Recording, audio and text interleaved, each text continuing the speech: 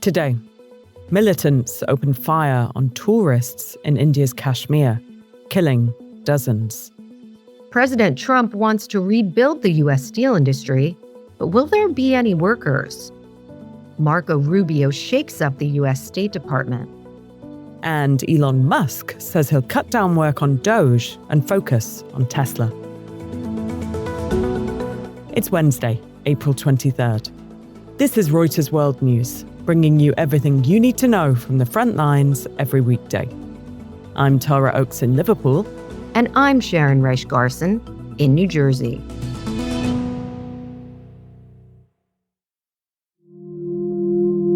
First today, a deadly shooting in Kashmir. India's Interior Minister Amit Shah laying a wreath alongside the coffins of some of the victims after suspected militants opened fire at tourists. At least 26 people were killed in the scenic Himalayan town of Pahalgam. Vigils and protests have followed Tuesday's attack, which is the worst on civilians in India since the 2008 Mumbai shootings. And it's prompted Prime Minister Narendra Modi to cut short a 2-day visit to Saudi Arabia. Many more people were injured in the shooting, which has shattered the relative calm in Kashmir, where tourism has boomed as violence has waned in recent years. For more on the story, check out Reuters.com or the Reuters app.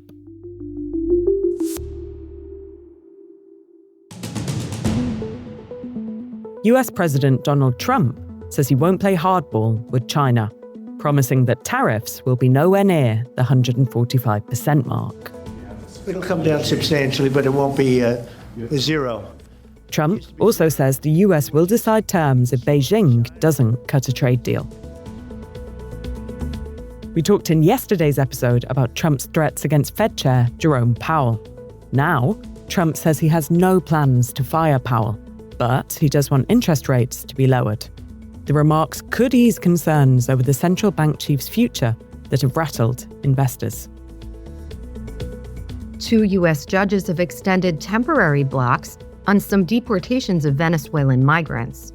The move signals that President Donald Trump's invocation of a 1798 law used in wartime to speed up their removal from the United States may not survive judicial review.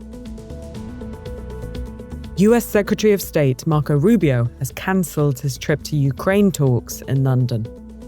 Chances of any breakthrough look slim after many other foreign ministers also pulled out, despite US pressure for a deal. Sources say that recognizing Russia's illegal annexation of Crimea was among the US proposals, a non-starter for Europe and Ukraine. A grand procession around the Vatican as Pope Francis' body is moved to St. Peter's Basilica. He will lie in state until Friday evening to allow people to pay their final respects. Trump and dozens of other leaders will attend his funeral this Saturday. And Trump's economic approval rating has dropped, according to a Reuters Ipsos poll.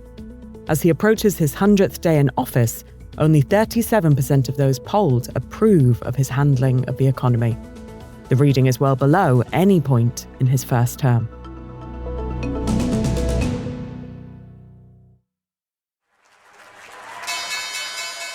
More time for Tesla. CEO Elon Musk says he'll significantly cut back his commitments to the Trump administration from next month and focus more on running his many companies.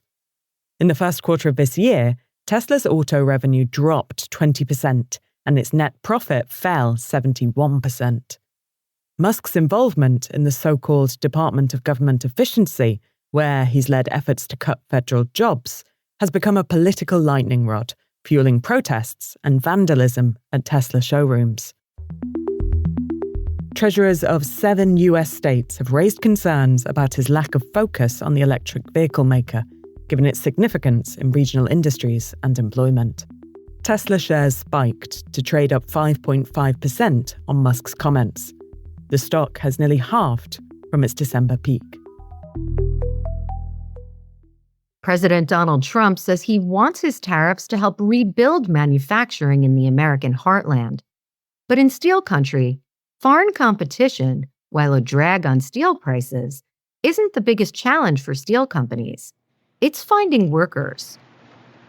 Our reporter Tim Appel recently traveled to Mississippi County, Arkansas, to find out why. It's a former cotton growing region where that was sort of the industry for many years. And then in recent decades, however, it's developed itself into, they call themselves the land of steel, because at this point, nearly a quarter of the 20,000 jobs in the county are in steel mills or in steel companies. One of the challenges they have in Mississippi County is that the county has gone through a long economic decline. And when you travel around the area, the downtown of Blytheville has mostly empty storefronts. There's very little new housing. I mean, one of the things that the steel industry has done is helped start a local program that gives people up to $50,000 in forgivable loans if they'll build a house and stay in a job for 4 years, just to try to get more people to live and work near the steel mills. The jobs are very well-paying jobs. Here in Mississippi County, the data shows that people in the metals-related businesses earn just over $116,000 a year on average. So they are able to attract people, but they have to cast a pretty wide net. Over half of the people that work in the steel industry actually commute from outside the county. And what some of them do is they set up an RV or they get a local temporary apartment, which during the week they live in, and then they commute back and forth, because some of them drive 4 to 6 hours to commute to these jobs. The U.S. as a whole stopped training lots of factory workers decades ago, and a lot of those workers that are in that sector are retiring. In the meantime, the manufacturing sector has gone through this long decline, so a lot of younger Americans look at these jobs and see them as precarious and not very attractive. So that's one of the challenges for reviving manufacturing and that the Trump administration would have to tackle. Secretary of State Marco Rubio is overhauling the State Department to align with President Trump's America First priorities. The proposal would eliminate 132 bureaus and offices, some working on war crimes and rights advocacy. Officials have 30 days to assess how many jobs will be cut. Our deputy foreign affairs editor, Humaira Pamuk, is in Washington. Tuesday's announcement is not as dramatic as many have feared, and a senior State Department official briefing the reporters about these plans said Tuesday's announcement is almost entirely focusing on the department's domestic workforce in Washington. One of the biggest changes is the administration wants to completely shut down the bureau that used to work on war crimes and accountability. This bureau was cooperating with Ukrainian prosecutors to investigate potential Russian war crimes in Ukraine. And in the new organizational chart that they have shared with the reporters, that office disappears. Now, the offices that are going to be closed are in the U.S., right? Will that affect the work that the State Department does overseas as well?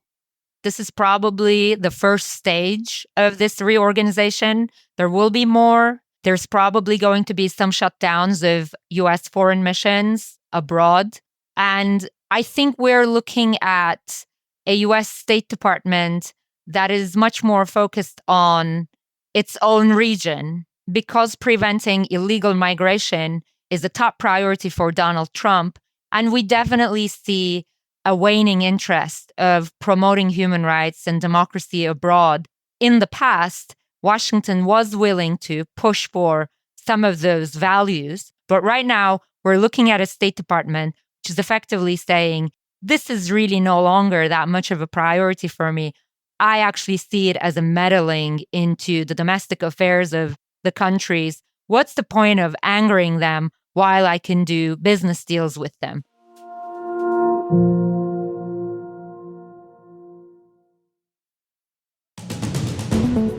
Our recommended read today introduces us to Moises Schmidt, a farmer in Brazil who's developing the world's largest cocoa farm.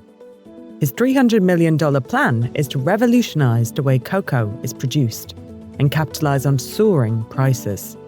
It's one of several supersized projects under development there, and you can find out more by clicking on the link in the pod description. For more on any of the stories from today, check out Reuters.com or the Reuters app. Don't forget to follow us on your favorite podcast player. We'll be back tomorrow with our daily headline show.